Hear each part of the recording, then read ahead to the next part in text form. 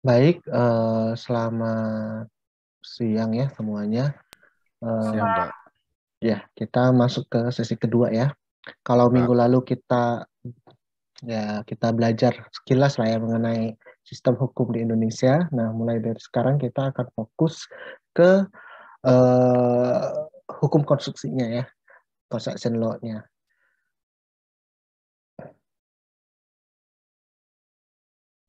Saya stop video aja ya supaya nggak terlalu berat. Oke. Nah, jadi eh, kita tahu bahwa proyek konstruksi itu kan adalah sebuah proyek yang kompleks gitu ya, karena melibatkan banyak hal, mulai dari stakeholdernya banyak, kemudian prosesnya, manajemennya, ya kan, dan banyaknya uncertainties di dalamnya gitu ya. Nah, ada key stakeholders ya yang kemudian harus uh, ya kita ketahui, dan kemudian para key stakeholders ini mereka juga harus memahami bahwa mereka harus memenuhi ya peraturan yang berlaku dalam hal ketika mereka melaksanakan sebuah pekerjaan konstruksi. Siapa saja key stakeholdersnya? Ya, ada kontraktor, ada developernya, ada konsultannya ya. Nah, compliance ya, pemenuhan terhadap perundang-undangan ataupun hukum ini adalah sebuah keharusan bahkan sebelum proyek itu dimulai gitu ya. Artinya bahwa ketika baru saat diinisiasi itu proyek itu sudah harus dipikirkan bagaimana proyek itu bisa memenuhi peraturan perundang-undangan ya. Sorry. Nah, jadi apa itu construction law? Construction law atau hukum konstruksi adalah kombinasi dari seluruh area hukum yang berlaku untuk pekerjaan konstruksi gitu ya. Mengapa sekarang kita membutuhkan construction law? Ada yang mau memberikan pendapat?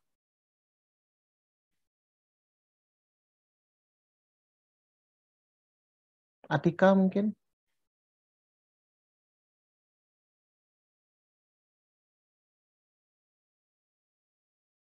Belum, Pak. Eh, Kira-kira nih kenapa kok kita butuh construction law? Construction law itu dibutuhkan pada kapan aja sih gitu loh. Ada yang tahu? Banyak kok ya contohnya. Michael,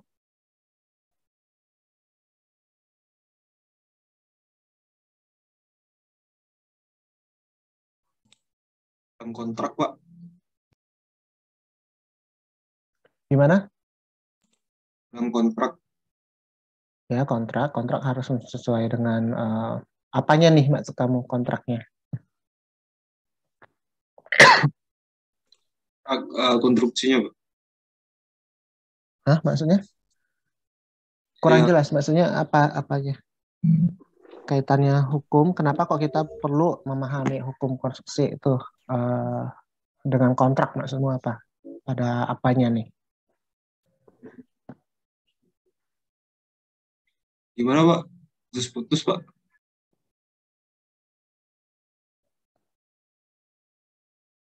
Tadi kan kamu bilang kontrak ya? Apanya dari kontrak yang membutuhkan aspek hukum itu apanya gitu?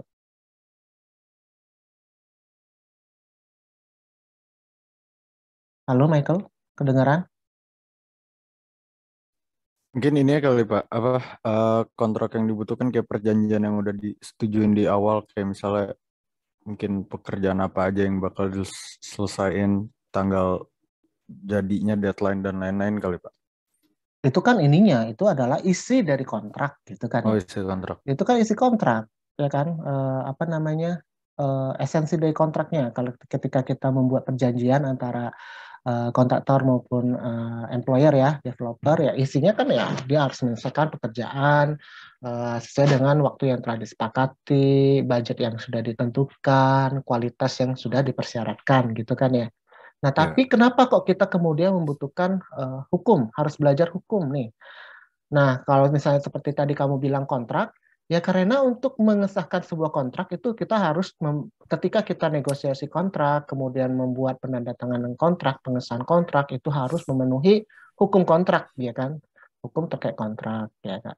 Terus ini dicek, Bernard ada bilang nih sebagai penyelesaian sengketa, ya benar ya. Kalau misalnya ada proyek itu kemudian timbul sengketa, ya kan? Sengketa apapun lah ya, VO, kemudian ada sengketa terkait dengan keterlambatan, delays, ya kan. Nah, kita juga harus mengacu ke hukum ya. Hukum apa nih? Ya kan, hukum penyelesaian sengketa. Mungkin bisa melalui arbitrase ke atau apa ya kan. Jadi banyak sekali aspek yang kemudian dari pekerjaan konstruksi itu ya. Kita harus melihat lagi hukumnya seperti apa, peraturannya seperti apa gitu ya. Nah, ini di sini saya kemudian bagi nih menjadi, kita coba lihatlah ya di sesuai dengan tahapan yang umumnya ya. Pada saat tahap perencanaan kita butuh memahami hukum konstruksi itu ya untuk perencanaan proyeknya itu harus sesuai dan memenuhi peraturan yang berlaku.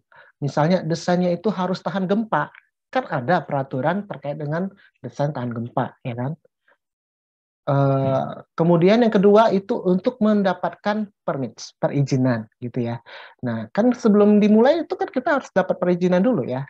Nah, itu kan pada tahap planning itu sudah harus diidentifikasi nih perizinan apa saja yang harus didapatkan sebelum proyek itu dapat benar-benar dilaksanakan di lapangan gitu ya. Minimal dua inilah ya, mungkin ada yang lain. Cuman saya kepikirannya dua ini. Kemudian pada tahap execution-nya, pelaksanaannya, konstruksinya di lapangan, kita juga harus ya tentu untuk memenuhi peraturan ketika pelaksanaan, pada saat pelaksanaan. Misalnya terkait dengan safety ya. Kan sudah ada tuh hukum terkait dengan K3 ya kan. Nah, bagaimana kemudian penerapan dari hukum K3 ini berlaku di proyek-proyek konstruksi ya. Kemudian kita ada tuh hukum terkait dengan ketenaga kerjaan, employment ya kan. Kan pekerja proyek konstruksi itu kan menyerap banyak sekali pekerja ya, tenaga kerja. Apa sih yang harus dipenuhi oleh seorang kontraktor ya sebagai employer untuk yang meng-hire para pekerja ini? Apa yang harus dipenuhi? Apa hak kewajibannya kontraktor dan pekerja gitu ya? Nah, ini ada di sini gitu loh, harus diidentifikasi dan harus kita comply dengan peraturan terkait dengan ketenaga kerjaan. Kemudian cacat misalnya kan, keberterimaan, kemudian payment dan lain sebagainya. Kemudian yang kedua, untuk menyediakan sebuah mekanisme penyelesaian klaim. Kan proyek konstruksi itu banyak klaim, ya kan, bisa saja klaim keterlambatan, klaim additional work gitu ya, dan lain-lain sebagainya. Dan untuk menyediakan effective dispute resolution ya, penyelesaian sengketa. Kalau misalnya klaimnya ini selesai disetujui, approve ya nggak jadi sengketa, tapi klaim itu bisa berubah menjadi sengketa kalau misalnya para pihak merasa tidak sepakat gitu ya untuk menyelesaikan klaimnya ini, nominal klaimnya misalnya ya. Nah ini kemudian maka berkembang menjadi sengketa. Nah, kita perlu memahami hukum konstruksi untuk menyediakan sebuah mekanisme yang tepat dalam hal penyelesaian klaim dan sengketa, gitu ya. Nah, tadi klaim, bagaimana prosedur klaim? Nah, itu kan sudah harus mengacu ke ketentuan di dalam kontrak yang berlaku, yang sesuai dengan hukum kontraknya, gitu kan ya. Kemudian kalau misalnya sampai sengketa, ya berarti harus melibatkan pihak ketiga, maka kita lihat ke hukum terkait dengan hukum EDR ya, hukum arbitrase ya, dan penyelesaian sengketa ya. Kemudian pada tahap closure ya, pada tahap selesai nih proyek sudah dibangun. Nah, ini juga berarti kan terkait dengan keberterimaan proyek ya kan, BAST lah ya, berita acara serah terima gitu kan ya. Itu kan harus juga dilihat nih, terutama untuk proyek-proyek pemerintah ya. Itu kan harus benar-benar dilihat apakah keberterimaan proyeknya ini dapat layak dikatakan selesai dan diserah terimakan dari kontraktor kepada employer gitu ya, selaku pemilik proyeknya gitu kan ya. Nah ini juga kan terkait dengan standar keberterimaan ya dia pasti akan mengacu pada peraturan yang ada gitu ya. Kemudian untuk membantu para pihak dalam hal menyelesaikan commercial dispute ya, rental dispute dan lain sebagainya. Nah, ini kan proyek yang sudah selesai. Ini akan kemudian dimanfaatkan menjadi sebuah facility ya, asset management ya kan, sebuah aset yang kemudian dioperasikan. Katakanlah proyek bangun apartemen ya, apartemen. Apartemen ini kemudian oleh si developernya dia akan menjual kan, ya, dia akan menjual, menawarkan unit-unitnya kepada masyarakat banyak ya, khalayak umum. Nah kemudian tiba-tiba ada dispute gitu kan ya. Nah ini juga dispute antara ini sudah masuk ke properti ya, ranah properti, bukan fokus di construction execution, tapi sudah ke ranah post construction. Nah ini kan sudah jadi properti. Sengketa terkait properti itu juga banyak gitu ya, entah itu terkait dengan jual beli maupun sengketa sewa menyewa dan lain-lain sebagainya, ya kan. Nah ini juga menjadi ada hukum yang memberikan panduan ya terkait dengan penyelesaian sengketa di bidang tersebut. Jadi ini hukum itu selalu ada ya sebenarnya di dalam pelaksanaan pekerjaan konstruksi bahkan sampai akhir gitu ya. Nah, untuk Indonesian Construction Law sendiri itu ada banyak sekali sumber hukum yang terkait ya. Nah, tapi di sini saya kita coba lihat yang utamanya itu dari KUH Perdata ya, Kitab Umum Undang-Undang Hukum Perdata, kemudian UU nomor 11 2020 tentang Cipta Kerja, UU nomor 2 2017 tentang jasa konstruksi, UU nomor 28 2002 tentang bangunan gedung. Tapi ada banyak sekali sebenarnya ya. Dan sebenarnya itu kita tidak bisa memetakan, oh ini harus mengelompokkan bahwa ini satu undang-undang ini hanya khusus untuk undang-undang konstruksi, enggak bisa begitu. Karena isi dari dalam undang-undang itu bisa saja menyerempet ke bidang lainnya, bidang transport, bidang investasi, dan lain-lain sebagainya gitu ya, yang sebenarnya masih terkait dengan pekerjaan konstruksi.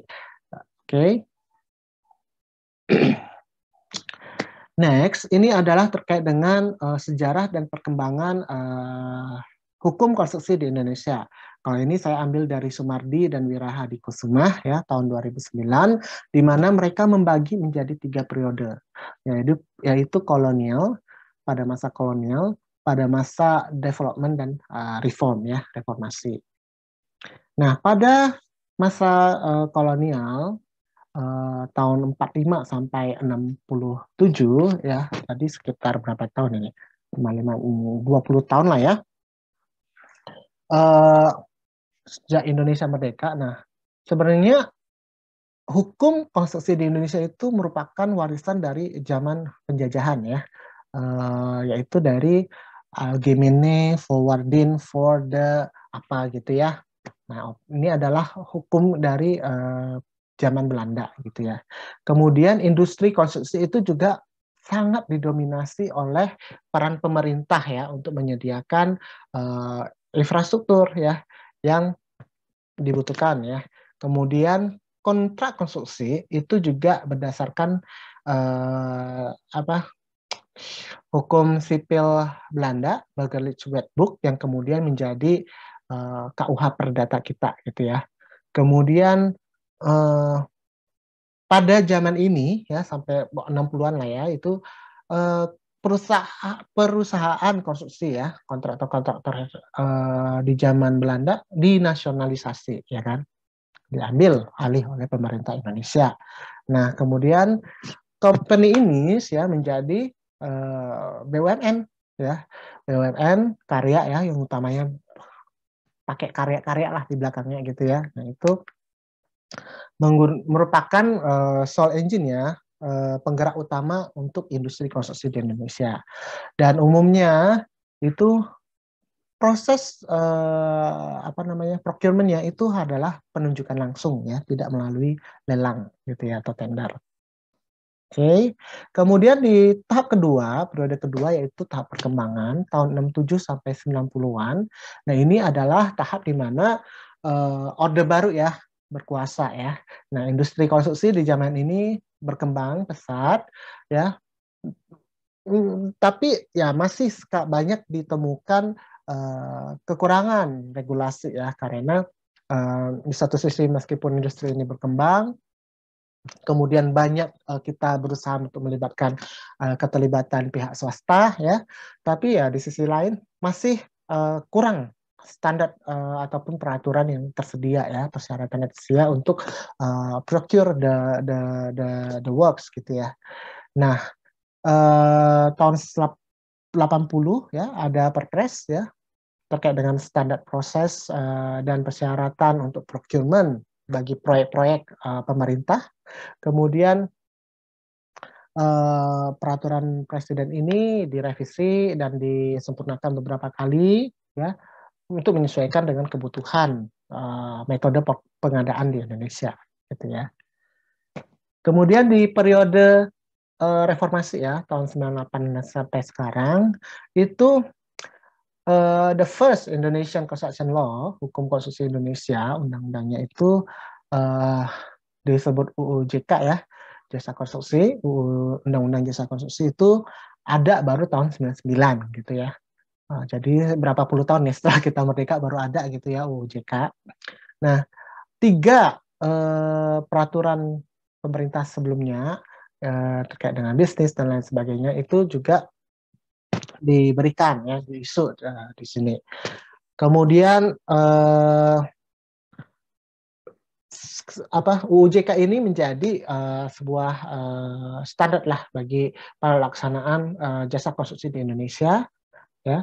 Dan di sini ada pergeseran peran dari pemerintah yang kemudian lebih banyak didorong peran dari pihak swasta ya maupun komunitas ya melalui PPP ya kan, public private partnership dan lain sebagainya. Ya.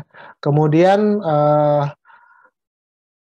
di sini dijelaskan juga bahwa UU JK ini dibuat untuk merespon ya terkait dengan fakta bahwa meskipun pertumbuhan industri konstruksi ini sangat tinggi, tapi tidak ada governance yang efektif ya, sehingga ya governance yang efektif ini seperti apa? Dapat dicerminkan dari kualitas produk yang dihasilkan itu rendah ya kan, kemudian on time construction dan inefficient use of resource itu juga masih rendah gitu ya, atau kurangnya penegakan terkait dengan peraturan dan hukum yang terkait ya, dan kurangnya fairness, keadilan ya, prinsip keadilan dan partnership yang sinergi ya antara provider dan user ya di industri konstruksi.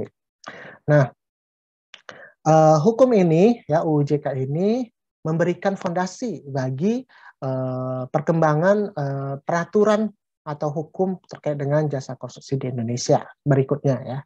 Nah, UUJK ini juga mengalami perubahan-perubahan ya, dan turunannya juga mengalami revisi ya, perubahan juga. Nah, sekarang legal aspek apa saja sih ya yang terdapat di dalam pekerjaan konstruksi kira-kira? Ada yang mau memberikan pendapat? Apa saja sih legal aspeknya kalau kita bicara hal-hal yang penting lah di dalam pekerjaan konstruksi yang kemudian itu terkait dengan construction work. Tadi selain kontrak ya sudah ada Michael. Apalagi nih? Elin mungkin?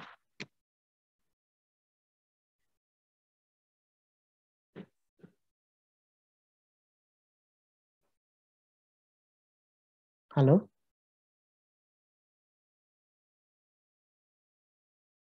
Iya, Pak. Kira-kira apa lagi nih legal aspek ya, hal-hal dari pekerjaan konstruksi itu yang kemudian sebenarnya ada aspek legalnya di dalamnya gitu. Selain kontrak ya, selain kontrak kita bicara apa lagi? Tenaga kerjaannya nggak sih, Pak?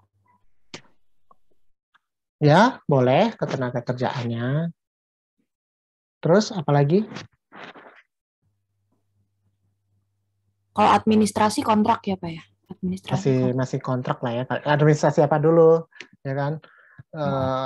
Tapi terlalu luas lah ya. Mungkin ya kita bisa bilang kontraknya, ya kan? Apa lagi ya? Video?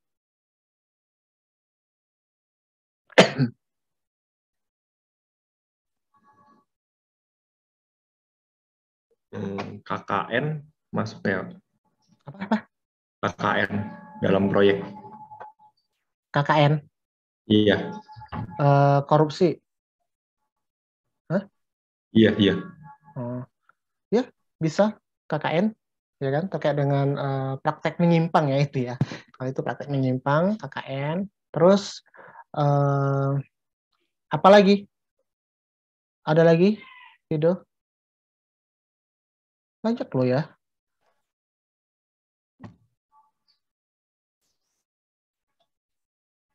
Josephine? Masalah tindak kontestasi mungkin kayak perdata, hukum perdatanya. Ya, itu kalian ini ya sangat spesifiknya ya lebih ini. Yang umumnya aja lah, umumnya terkait apa nih pekerjaan gedenya aja. Aktivitas konstruksi itu yang terkait dengan ada aspek legal yang perlu diperhatikan tuh apa aja gitu loh. Perizinan Ya, untuk perizinan pasti ya, license ya kan, perizinan, permits ya. Terus kontrak tadi ya kan. Banyak macam ya, banyak macam. Nah, ini ada license dan kompetensi ya. Nah, maksudnya apa license? Misalnya itu apa? Yang boleh mengoperate alat berat ya adalah mereka yang operator yang punya lisensi, sertifikat ya kan. Yang menjadi project manager di proyek ini harus punya kompetensi memenuhi ahli utama sebagai seorang project manager ya kan, yang dikeluarkan oleh apa gitu ya.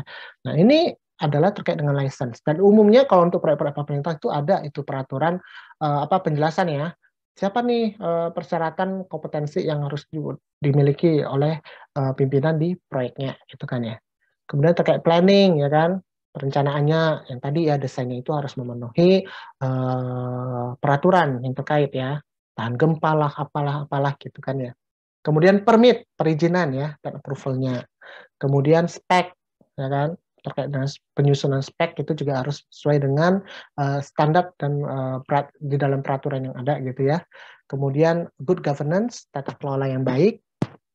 Contracting terkait dengan kontrak tadi ya, termasuk kontrak administration itu kalau kontrak administration itu lebih ke isu-isu kontraktual ya di sini, itu tadi seperti uang prestasi segala macam itu kan adalah isu-isu kontraktual ya. Kemudian dispute and settlement, kalau misalnya menjadi sengketa dan bagaimana penyelesaiannya itu juga ada di sini.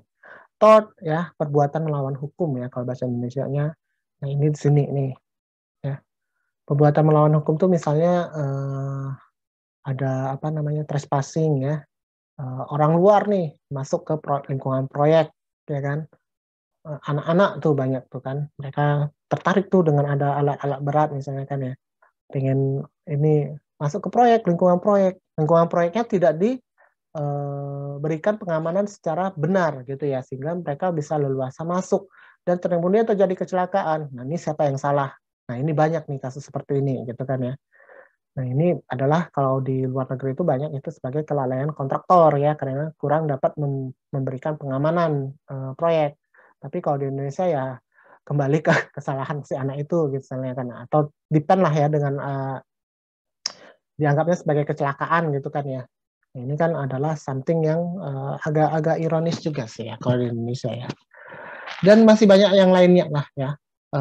Yang aktivitas pekerjaan konstruksi yang kemudian harus memenuhi legal aspek gitu ya. Next, area construction law ya. Apa saja sih skop dari construction law? Nah, ini tadi atau kemarin ya, minggu lalu ya. Itu ada land law ya. Hukum agraria. Kalau di bahasa Indonesianya itu hukum agraria atau pertanahan. Kemudian kontrak law ya, hukum terkait kontrak. Building law, hukum terkait dengan building. Kalau building di sini maksudnya adalah gedung ya, gedung, bangunan gedung. Properti terkait dengan properti, HSE. Kemudian employment, ketenagakerjaan. Procurement terkait dengan pengadaan. ADR ya, terkait dengan arbitrase dan alternatif penyelesaian sengketa. Kemudian criminal law ya, yang tadi KKN itu masuk ke criminal law. Next, land law ya, hukum agraria bahasa Indonesianya. Ini adalah seperangkat peraturan ya yang mengatur hubungan antara manusia dengan alam sekitarnya, yaitu tanah, ya, bumi, air, udara, ya kan, dan sumber daya alam yang ada di dalamnya, gitu ya. Di Indonesia, hukum agraria ini diatur dalam Undang-Undang Nomor 5 tahun 60 ya, terkait dengan Basic Regulation on Agrarian Principle ya.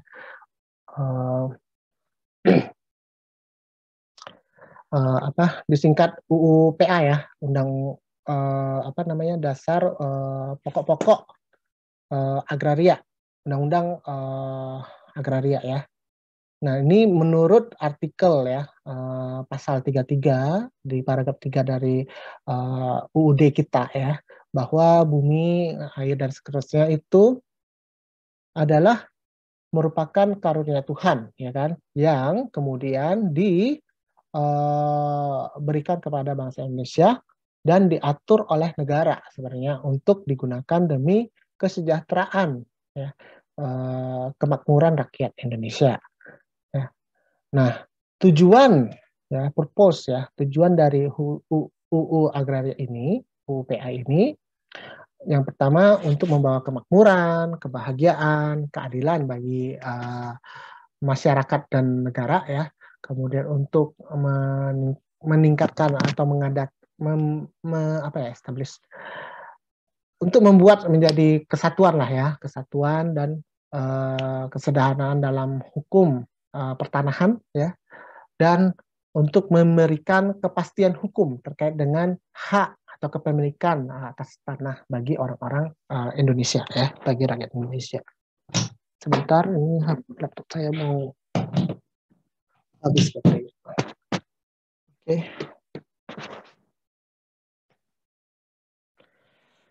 Nah, ada beberapa prinsip hak asas ya terkait dengan hukum agraria ini. Yang pertama adalah azas hak menguasai negara ya.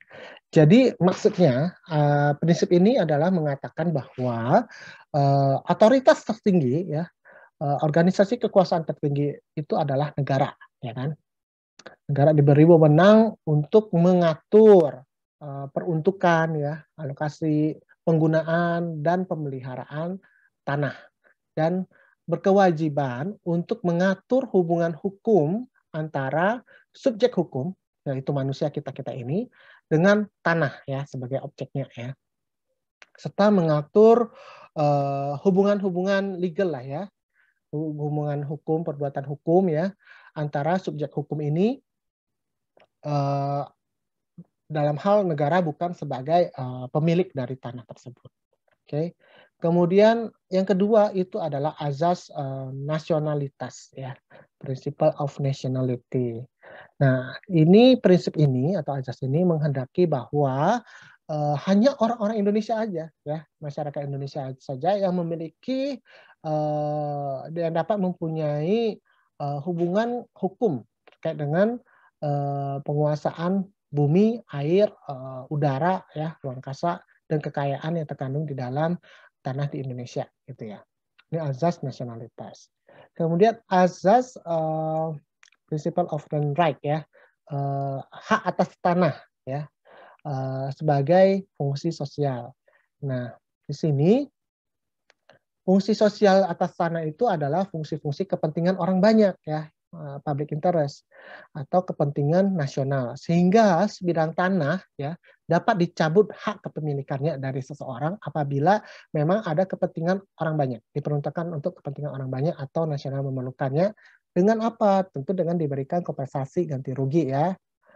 Nah, ini hak ini makanya misalnya kita mau bangun jalan atau apa gitu kan ya, kemudian ada rumah ya, ini kemudian ada hak dari pemerintah untuk mencabut kepemilikan seseorang atas tanah untuk apa? Untuk kepentingan nasional gitu kan ya, untuk kepentingan publik gitu. Kemudian ada azas persamaan, kesetaraan ya, equality. Nah, ini kesetaraan dalam penguasaan atas barang yang tidak membeda-bedakan jenis kelamin, ya, golongan atau bahkan etnis, ya, suku bangsa.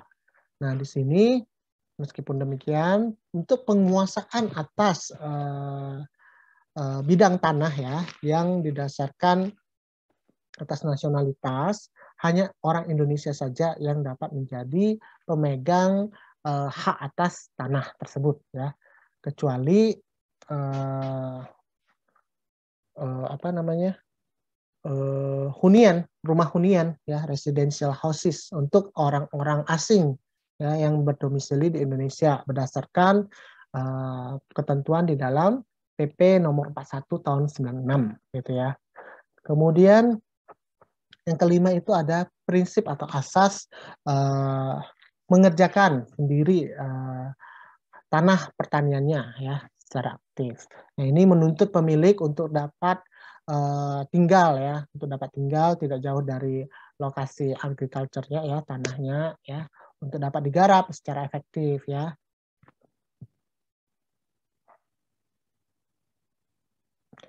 Nah, macam-macam hak atas tanah, ya, menurut artikel pasal 16 dari Undang-Undang Agraria ini ada hak milik, ya, right of ownership, ya, kemudian hak guna usaha, tenureship, tenure right, ya, kemudian building rights, hak guna bangunan, hak untuk pakai, ya, hak right to use, hak untuk sewa, hak sewa, ya, leasing, ya, kemudian hak untuk memungut hasil yang tadi hasil dari bumi, ya, ini terutama untuk yang punya tanah sawah, kebun dan sebagainya, gitu ya.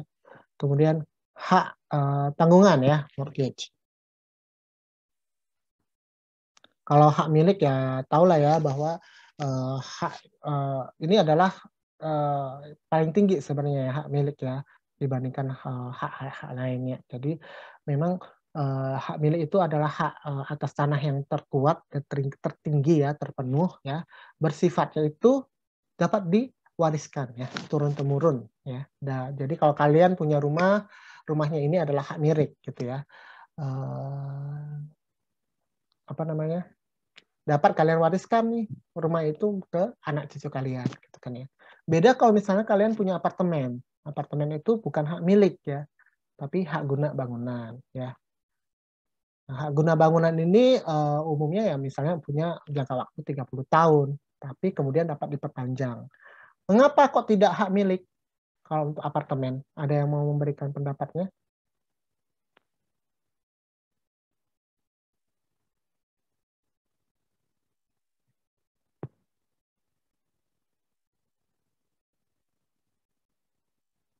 Ada yang mau memberikan pendapat? Steven mungkin? Atau Raka? Atau siapa nih? Kalau menurut saya mungkin ini Pak, karena apartemen kan eh, untuk tanahnya itu hak miliknya mungkin hak milik ownernya gitu Pak. Jadi ketika kita beli satu kamar apartemen misalkan, jadi yang kita beli itu ya hak guna bangunannya gitu, hak untuk memakai bangunan yang milik si developer ini. Menurut saya mungkin gitu sih Pak. Ya, kenapa kok begitu, gitu loh. Padahal kalau misalnya kamu beli rumah kan kamu langsung dapat hak milik, ya kan? Ya nggak? Kamu sama kan Iya. punya rumah, beli rumah katakanlah di perumahan 40 atau enggak lah, rumah itu biasanya berapa ya? 50/70 misalnya.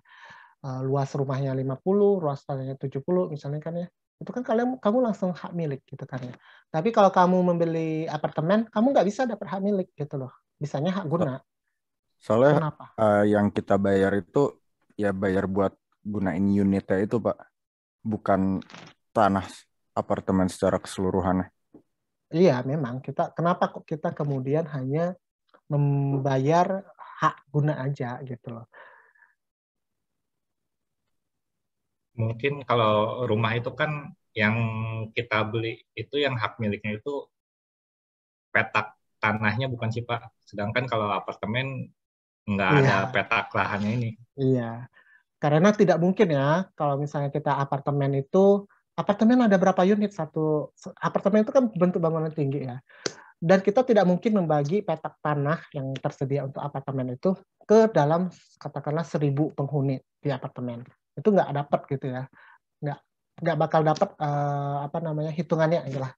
Kamu paling cuma dapat 0,00 sekian meter persegi, kan nggak mungkin gitu ya. Tapi kalau misalnya hak milik seperti rumah, itu bisa ya. Jadi itu memang petak tanah yang kamu beli untuk kamu gitu kan ya. Tapi tadi yang seperti Steven bilang, benar, yang punya hak miliknya itu adalah si developernya, dan yang karena kita tidak mungkin itu untuk membagi, makanya ya beli apartemen kan lebih murah sebenarnya dibandingkan beli rumah gitu ya. Kenapa begitu? Ya karena yang kita beli itu adalah unitnya gitu ya, bukan tanahnya gitu.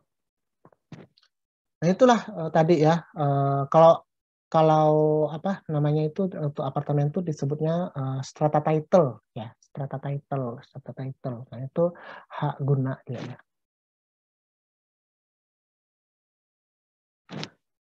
Next itu tadi terkait dengan land law ya. Kemudian ada kontrak law. Nah ini kalau berikutnya mulai dari kontrak law sampai seterusnya ini akan diperdalam di masing-masing sesi minggu depan ya. Tapi ini saya hanya memberikan satu slide saja untuk pengantar. Kontrak law itu ya terkait dengan kontrak ya, hukum kontrak ya. Nah ini penting kenapa? Karena pengerjaan konstruksi itu, pelaksanaan pekerjaan konstruksi itu kan selalu harus didasarkan pada landasan kontrak ya, sebagai perjanjian antara kedua belah pihak. Maka dari itu kontrak atau perjanjian itu haruslah benar-benar negosiasikan dan dibuat secara teliti gitu ya. Jangan salah gitu kan. Salah di kontrak ya salah nanti di ininya gitu ya, pelaksanaannya. Atau bahkan bisa menjadi dispute atau sengketa. Nah, bahasa di dalam kontrak itu seringkali menjadi item yang krusial ya. Bahasa itu maksudnya bukan bahasa Inggris bahasa Indonesia, tapi istilah-istilah ketentuan yang ditulis di dalam kontrak itu memegang peranan penting. Apalagi kalau misalnya ada ketentuan yang ambigu, ya kan? Bahasa yang digunakan itu ambigu. Nah, itu harus benar-benar diteliti supaya bisa diminimalisir.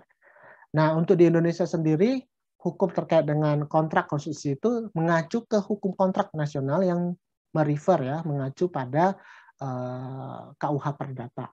Ya. Kemudian ada lagi hukum K3 dan lingkungan ya, K3L, HSE Law.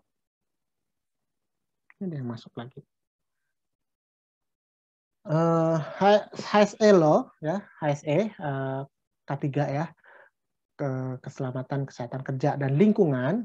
Ini adalah semua peraturan ya, seperangkat peraturan hukum pemerintah ya, maupun standar yang digunakan oleh badan pemerintah ya, untuk menegakkan terkait dengan isu polusi, perlindungan maupun restorasi terhadap lingkungan indoor maupun outdoor ya, atau natural resources ya, sumber daya alam, transportasi, treatment, storage ya, pelepasan ya, pembuangan gitu ya, exposure terhadap material-material hazard ya, yang berbahaya dan toksik, beracun. Kemudian registrasi, manufacturing ya, penjualan, pelabelan ya, distribusi dari material-material berbahaya dan beracun ini, ataupun produk yang mengandung material tadi ya. Kemudian manajemen keselamatan ya, atau perlindungan terhadap publik, pekerja, kesehatan dan keselamatan kerja pekerja ya, ataupun spesies yang dilindungi gitu ya. Nah, di Indonesia sendiri hukum ini ya, terkait ini tentu mengacu pada UUD 45 dan UU nomor 1 tahun 70 terkait dengan keselamatan kerja.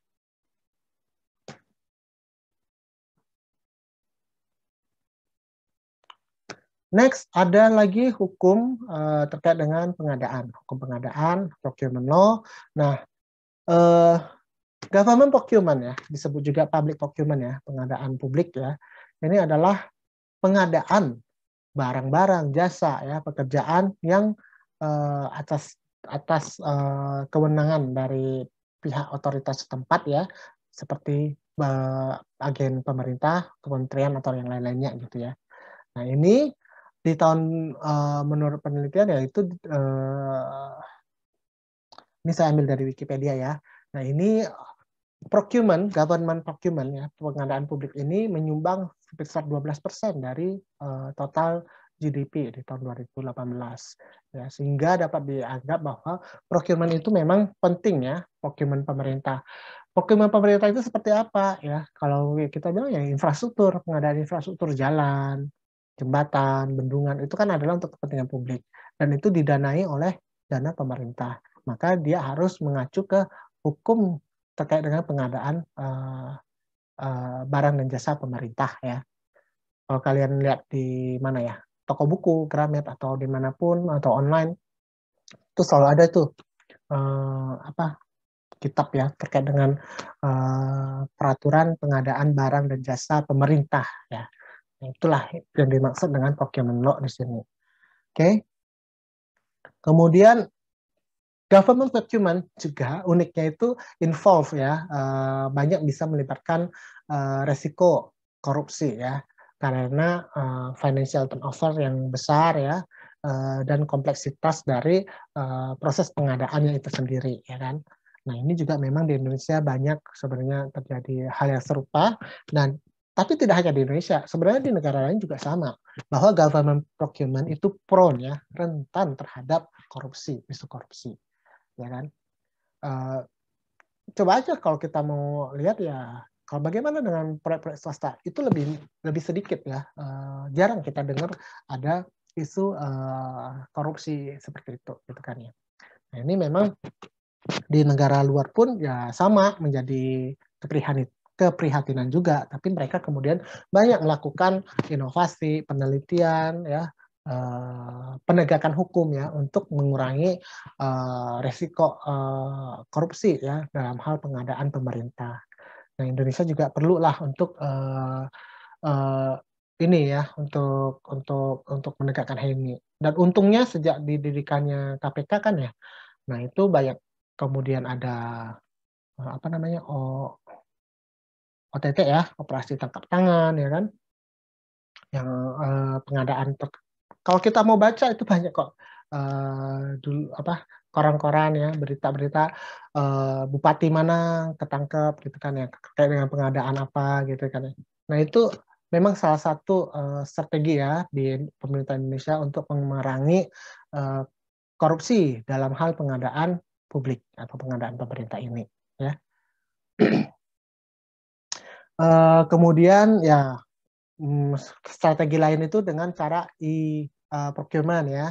Ini juga bisa merupakan upaya transparansi ya kan, transparansi pengadaan ya. Kalau dulu procurement tradisional, konvensional itu kan bisa saja ada kong kali kong, tapi dengan e-procurement semua orang bisa ikut lelang gitu ya, ikut tender, semua orang prosesnya kelihatan misalnya ya, penunjuk kan pemenang juga terlihat kenapa kok dia bisa menang misalnya gitu kan ya. Nah, di Indonesia untuk hukum pengadaan ini mengacu ke UU nomor 2 tahun 2017 tentang jasa konstruksi UU JK yang kemudian direvisi di dalam Undang-Undang nomor 11 tahun 2020 tentang Cipta Kerja ya, Omnibus Law ya kalau kalian kenal. Kemudian Perpres nomor 12 tahun 2021 tentang perubahan atas Perpres nomor 16 tahun 2018 tentang pengadaan barang jasa pemerintah. Kemudian hukum properti ya. Nah, kalau kita bicara properti itu kita tidak berbicara mengenai tadi konstruksi pada saat pelaksanaan proyek pengadaan kemudian pelaksanaan itu enggak ya. Tapi ini udah jadi barangnya gitu ya. Gedungnya itu udah jadi. Nah, properti ini kan umumnya asetnya adalah gedung ya kan. Gedung berarti bukan bangunan sipil ya, tapi lebih ke bangunan gedung umumnya. Nah, property law ini tentu akan membantu bagi building companies ya, yang dalam hal terutama menjual dan mengelola properti. Nah, ini building companies apa sih ya kan ya, yang ini kayak Ray White gitu ya, kayak apa lagi ya? Ya developer ya untuk menjual properti ya, Sinarmas dan lain sebagainya ya, menjual apartemen. Ini penting mereka untuk mengacu ke hukum properti. Di sini apa yang termasuk di dalamnya? Ya termasuk dengan mencakup isu terkait dengan zoning area, ya kan? Kemudian ownership, kepemilikan. Tadi bagaimana mereka mengatur kepemilikan, ya, hak guna, hak milik atau bagaimana gitu ya. Liens ya. Kemudian other issues terkait dengan properti. Nah, ini di Indonesia mengacu ke UU nomor 11 tahun 2020 tentang Cipta Kerja juga, Permen Perdagangan ya tentang perusahaan perantara perdagangan properti. Perusahaan perantara itu seperti yang tadi saya bilang, Ray White ya. Tahu kan ya Ray White ya? Agen-agen lah, agen properti gitu ya. Nah, itu di situ. Kemudian PP nomor 12 tahun 2021 ya, tentang perubahan atas PP nomor 14 2016 tentang penyelenggaraan perumahan dan kawasan permukiman. Kemudian tort law ya, perbuatan melawan hukum. Nah, ini ada loh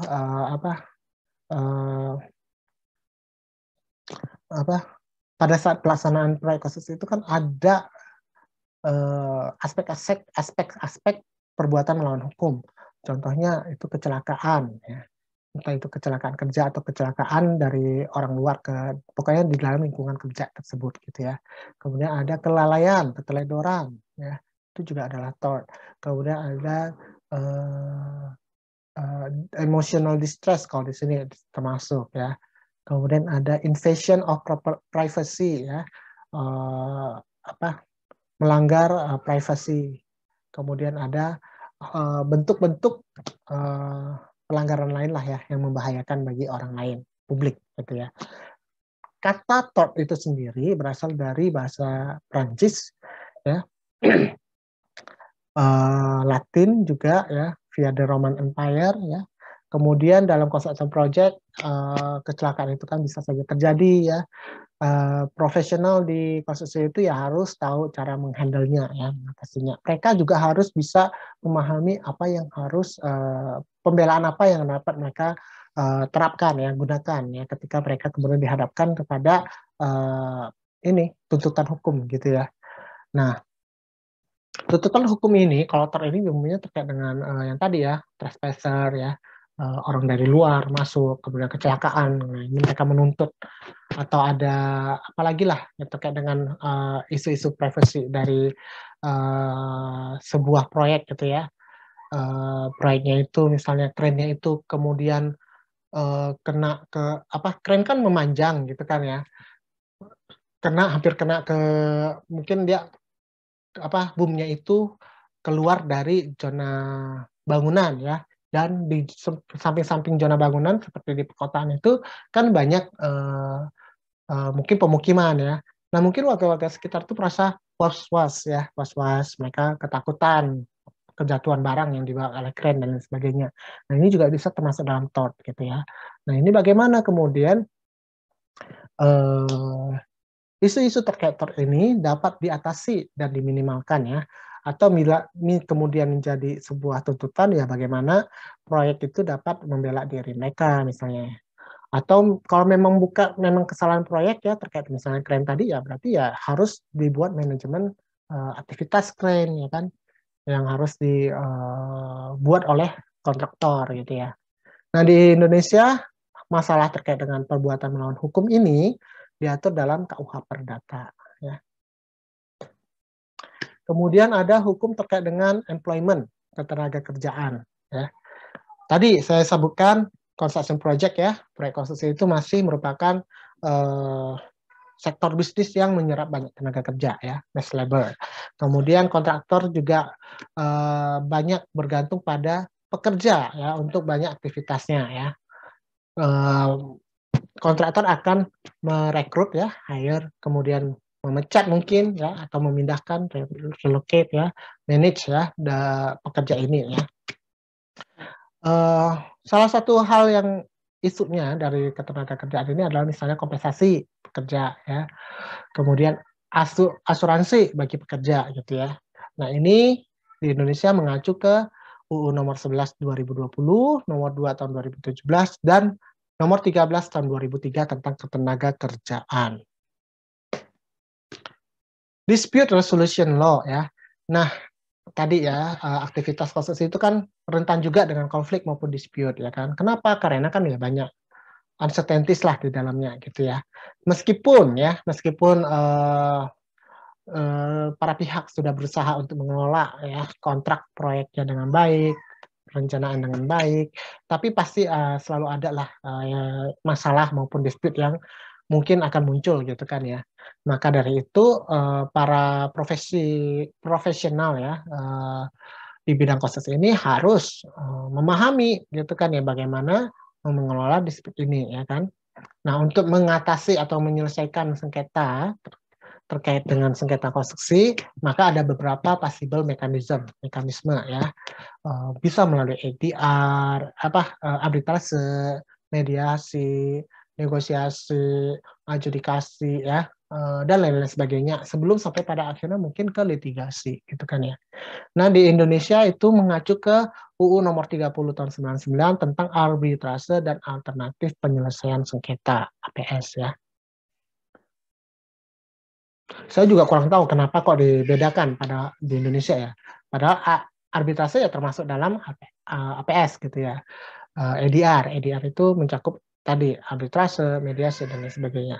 Kenapa kok undang-undang ini tidak disebutkan sebagai UU tentang APS saja gitu loh ya.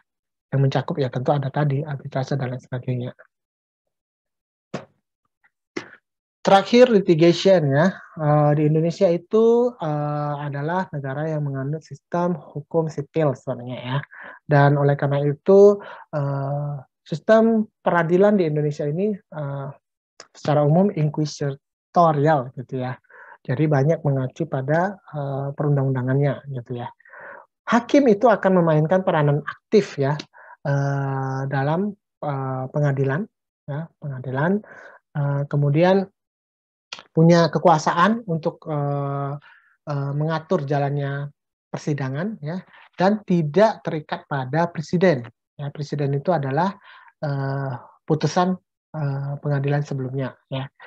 Nah, pendekatan ini diadopsi untuk pula untuk arbitrase domestik ya. Kemudian hukum tidak secara jelas ya memberikan standar ya terkait dengan pembuktian dalam kasus-kasus hukum sipil ya, kasus-kasus sipil. Tapi di sini hakim akan mengakses ya, menilai setiap evidence atau bukti secara masing-masing gitu ya. Nah, the burden of proof beban untuk pembuktian bagi para pihak itu adalah pada pihak yang meminta haknya gitu ya, yang menuntut gitu ya. Nah, di sini di Indonesia terkait dengan litigation itu ada di UU nomor 49 2009. Nah, umumnya kasus-kasus sengketa konstruksi itu kan adalah ranahnya harusnya ranah perdata ya, hukum sivil ya, civil code gitu ya. Cuman kalau misalnya sudah masuk ke ranah pidana, misalnya adanya indikasi korupsi tadi ya, nepotisme, KKN ya, korupsi, kolusi, nepotisme, adanya apalagi ya, kelalaian yang menyebabkan kematian ya, yang kesengajaan, ada indikasi kesengajaan sehingga menyebabkan kematian ya, kecelakaan kerja yang menyebabkan berakibat pada kematian. Nah, itu juga bisa pidana itu gitu ya. Nah, jadi memang perlu dilihat nih jenis kasusnya seperti apa ya untuk menentukan apakah ini kasus pidana atau kasus perdata gitu ya.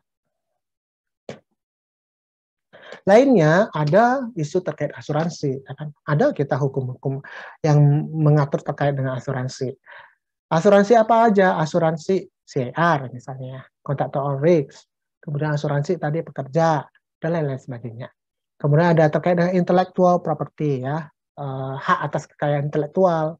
Misalnya itu gambar desain ya kan, itu punya siapa? Kemudian BIM ya kan? BIM itu kan bisa semua pihak mengakses, bisa memberikan ini ya, yang kalau memang diberikan aksesnya. Ini sebenarnya data di dalam BIM ini punya siapa misalnya kan ya. Kemudian ada juga terkait dengan transportation law ya. Di Indonesia kan ada kementerian sendiri ya terkait dengan transportasi, Kementerian Perhubungan misalnya. Kemudian tapi ya sebenarnya transportation ini kan juga masuk ke ranahnya konstruksi ya. Jalan ya kan, jalan jembatan itu kan adalah sarana prasarana transportasi yang sebenarnya merupakan bagian dari konstruksi. Kemudian investment law ya terkait dengan investasi. Ini terutama untuk ada penanaman modal gitu ya, atau ada bantuan loan ya, pinjaman dari proyek ini, ada loan dari yang lain gitu ya, dari negara lain, atau ada investment dari negara lain gitu kan ya. Nah ini harus diatur kan, kita mengacu ke investment law yang berlaku di Indonesia. Criminal law ya, tadi terkait corruption ya, corruption dan lain sebagainya.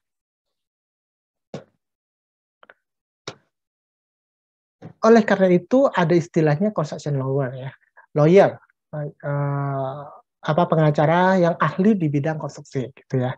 Nah construction lawyers ini ya akan membantu para pihak ya. Para pihak ini, kliennya ini bisa saja kontraktornya, bisa saja developernya, ya kan, bisa saja konsultannya, ya kan, yang manalah pihak yang membutuhkan jasa mereka gitu ya. Dan mereka juga bisa mewakili large company sampai ke individual workers ya. Pekerja konstruksi mungkin merasa tidak dipenuhi haknya sehingga dia meminta keadilan melalui pengacara, bisa saja gitu ya. Ada banyak isu ya yang membutuhkan sebenarnya peranan dari construction lawyer ya. Cuma di Indonesia itu construction lawyer itu belum terlalu populer ya. Karena memang di kita juga S2 terkait dengan konstruksi juga nggak ada ya. S1 saya juga coba cari, kalau S1 hukum yang kemudian ada konsentrasi di bidang konstruksi itu juga jarang ya. Nggak tahu kalau ada, mungkin kalian dapat ya. Tapi kalau di luar negeri itu memang itu menjadi sebuah profesi sendiri ya, construction lawyer. Bahkan ada ininya sendiri, keilmuannya sendiri gitu ya. Nah, kapan sih kita kemudian membutuhkan construction lawyer ya? Writing, ketika kita mau negosiasi kontrak ya, membuat kontrak, menyusun kontrak. Adanya tuntutan hukum, lawsuit ya. Tapi kalau misalnya hanya small claims court itu mungkin ya tidak perlu pengacara lah ya, karena mungkin tidak worth it gitu ya. Atau hanya untuk mengirim letter itu juga tidak perlu lah ya. Mekanik lain juga tidak perlu. Tapi kalau untuk ada tadi ya, seperti kontrak, lawsuit, ada tuntutan hukum, ada isu bankruptcy ya, kan boleh bisa saja bangkrut, pernyataan untuk membangkrutkan itu adalah sebenarnya strategi dari si perusahaan gitu ya, untuk bebas dari kewajiban dia untuk melunasi hutang-hutangnya misalnya. Itu bisa aja sebenarnya ya. Banyaklah isunya yang terkait dengan hal ini, di mana kemudian salah satu pihak itu boleh memanfaatkan jasa seorang construction lawyer ya. Nah ini silakan disimak. Ini sebentar, sepertinya suaranya belum share sound. Oke.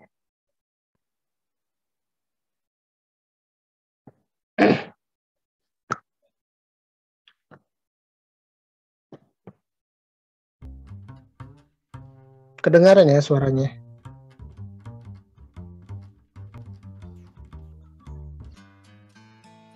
Construction has an enormous influence on all. Ada kata kecil. It provides our Kecil, homes, Pak. our schools, our hospitals, Kecil. our theme parks, as well. Di saya normal, Pak. Mungkin yang di ini di atas itu gedein tuh ini ya. Volume kalian. Coba ya. All the infrastructure that is essential for our day-to-day living, such as our roads, electricity supply, and broadband. Construction is a truly diverse field that encompasses projects ranging from small domestic renovations to large iconic structures. Construction also makes a significant and important contribution to the economy. It is the fourth largest contributor to GDP in the Australian economy and employs around 9% of the total Australian workforce. As nations developed, so too did construction, with projects becoming bigger and more complex. This prompted a need for regulation to ensure that the construction industry operated efficiently, ethically and safely, and performed work to the highest standard.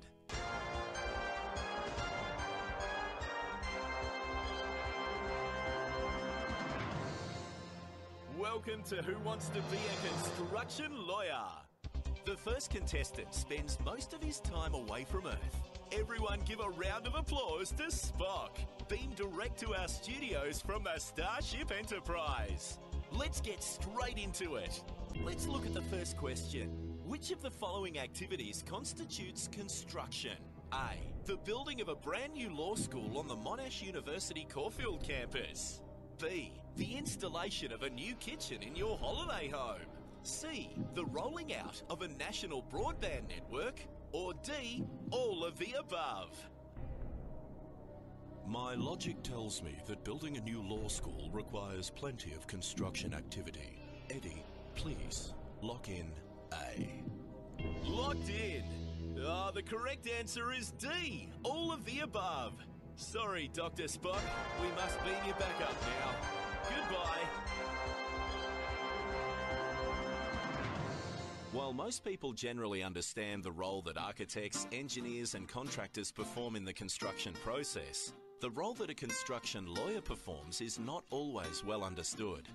At the project inception stage, sometimes referred to as the front end, construction lawyers play an essential role in ensuring that the parties comply with all government regulation, that their rights and responsibilities are accurately set out in contracts that reflect what they hope to achieve, and that if any party infringes their rights, the contract allows them to pursue a remedy through the courts or some other form of dispute resolution. The drafting of the construction contract is one of the key tasks performed by a front-end construction lawyer and is central to the success of any construction project. The contract outlines the roles and responsibilities of the parties, allocates project risks, and sets out procedures for the avoidance, management, and resolution of disputes. The contract attempts to anticipate everything that might happen during construction and directs the parties to how they should deal with such developments. Welcome back to Who Wants to Be a Construction Lawyer? Let's welcome our second contestant for the evening. He was trained by Obi-Wan Kenobi and has been ranked in the Guinness Book of World Records as the world's baddest villain. Please welcome on stage, Darth Vader. Security, please confiscate his lightsaber. Now, Dr. Spock didn't progress very far in his efforts to become a construction lawyer. Let's see if you can do better, Darth Vader. Your first question is, which of the following tasks can a front-end construction lawyer help with? A. Designing the front of a house. B. Calculating the budget for the project. C. Giving advice about the contracts required for delivery of a project and drafting such contracts. Or D. Getting land rezoned from residential to industrial to allow for construction of a factory. A. Designing the front of a house. Oh, the crowd seems to know the answer to this one is C. Sorry, Darth Vader, but your efforts to become a construction lawyer have come to a premature end. Sorry, what was that, Darth Vader? I am your father. Construction projects rarely end up being constructed exactly in accordance with the original drawings and specifications. During construction, changes inevitably occur. For example, an owner may change his mind about an aspect of the design and ask the contractor to perform extra or different work. Or the contractor might start excavating for the foundations and discover that what lies beneath the ground is different from what was anticipated. For example, the soil might be contaminated and require remediation experts to be called in, which will involve extra time and money. Our first two contestants have sadly bowed out. Right now, it's looking like we won't be able to crown a new construction lawyer. It's all up to our third contestant. Please welcome on stage, Kenny the Beaver. Kenny the Beaver, you're our last contestant. The last person to have a shot at becoming a construction lawyer. Let's have a look at your question. Which of the following scenarios can a construction contract deal with? A. Work being delayed by extreme weather conditions. B. The owner experiencing financial difficulties and needing to scale back the project. C. The government amending legislation in a way that negatively impacts on the project. Or D. All of the above. This is a tough question, Eddie, but I'm going to lock in D. All of the above. Let's lock in D. And the correct answer is... Kenny the Beaver, you are well on your way to becoming the show's first construction lawyer. These sorts of issues can result in the parties making claims against each other during the course of a project. For example, the contractor may believe she is entitled to extra time and money and will seek the assistance of a construction lawyer to prepare a claim. Or the owner may believe he is entitled to withhold money from the contractor because the project is behind schedule. The making of claims during the course of a construction can strain the parties' relationship. Indeed, construction projects have developed an unenviable reputation for being highly adversarial and prone to many conflicts and disputes. This is due in part to the uncertain nature of construction and the involvement of multiple parties in the process, each with their own agenda and needs. As Justice Kern of the District Columbia Court of Appeals noted, except in the middle of a battlefield, nowhere must men coordinate the movement of other men and all materials in the midst of such chaos, and with such limited certainty of present facts and future occurrences, as in a huge construction project. Even the most painstaking planning frequently turns out to be mere conjecture, and accommodation to changes must necessarily be of the rough, quick, and ad hoc sort, analogous to ever-changing commands on the battlefield. The complex nature of both the construction process and the interpersonal relationships between the various parties create an environment where disputes sometimes seem inevitable. All too often, disputes that blow up during the course of construction are not resolved until after the completion of a project. Back-end construction lawyers specialise in helping parties to resolve these disputes through a variety of methods, such as ADR, arbitration, and litigation. They are the ones that clean up the legal mess that often continues long after the project has been finished. Indeed, it is not unknown for a piece of construction litigation to last longer than the actual construction that gave rise to the dispute in the first place. Welcome back to Who Wants to Be a Construction Lawyer? Playing for the ride to become the show's first ever construction lawyer, please welcome back Kenny the Beaver. Let's cut to the chase. The final question for tonight is, which of the following tasks can a back-end construction lawyer help with? A. Designing the back of a house. B. Rewriting the construction contract to clearly address the problems that arose during the course of the project. C. Resolving disputes that arose during the course of construction through negotiation, ADR, arbitration, or litigation. Or D. Backfilling holes the client has dug itself into. Oh, I know this one. Eddie, please lock in C. Resolving disputes that arose during the course of construction through negotiation, ADR, arbitration, or litigation. Locked in! Let's all welcome our very first construction lawyer, Kenny the Beaver! So, construction law is a highly specialised, industry-driven area of law. Instead of studying law according to the legal principles involved, such as torts, equity, or contract law, construction law is about applying relevant legal principles to the construction process. It is a dynamic and practical area of the law that is constantly evolving to adapt to advancements in technology. New innovations in the area of dispute avoidance, management, and resolution are also regularly being implemented to increase the number of projects that are finished on time, within budget, and with no outstanding disputes.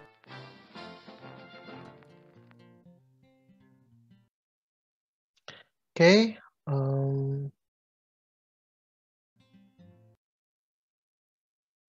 nah ini kemudian kita silakan ya dicari apa sih sebenarnya perbedaan antara construction lawyers dan construction contract managers gitu ya. Mungkin minggu depan bisa kita bahas ya sebelum kita masuk ke materi minggu depan. Tapi sekarang silakan dicari dulu apa ya kira-kira yang membedakan antara construction lawyers dan construction contract managers. Oke. Ini silakan dicari artikelnya kemudian dibaca ya. Ada yang mau ditanyakan?